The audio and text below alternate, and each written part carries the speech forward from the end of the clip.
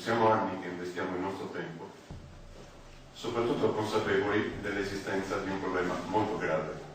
Era stato uno dei primi in Sardegna ad organizzare un gruppo di ricerca strutturato per dare una risposta al fenomeno delle scie chimiche. Negli anni Franco Caddeo, oristanese, imprenditore di successo nel campo della progettazione e installazione di impianti audiovisivi complessi, aveva raccolto e studiato una quantità impressionante di materiale.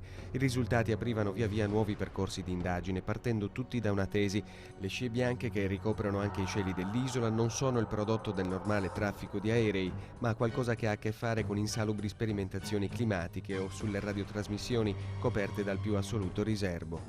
Come libero ricercatore potrebbe aver infastidito qualcuno.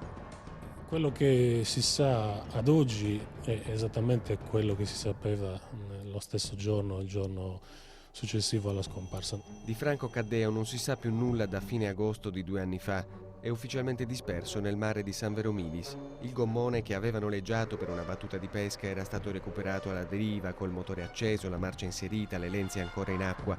Una scomparsa a cui l'inchiesta, ormai archiviata, della Procura di Oristano non ha saputo dare risposta. Impossibile per ora stabilire se possa esistere un qualche legame con la sua assidua ed accurata attività di ricerca. Ne risulta che Franco Caddeo avesse mai ricevuto minacce o intimidazioni. Sono sicuro che ne avrebbe parlato con noi, ne avrebbe parlato sicuramente.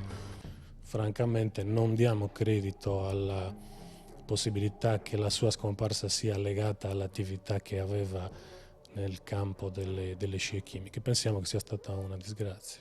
Resta una testimonianza significativa di una persona che ha lottato nella speranza di contribuire ad un futuro migliore. Siamo noi come esseri umani che dobbiamo cercare di capire che cos'è che sta succedendo.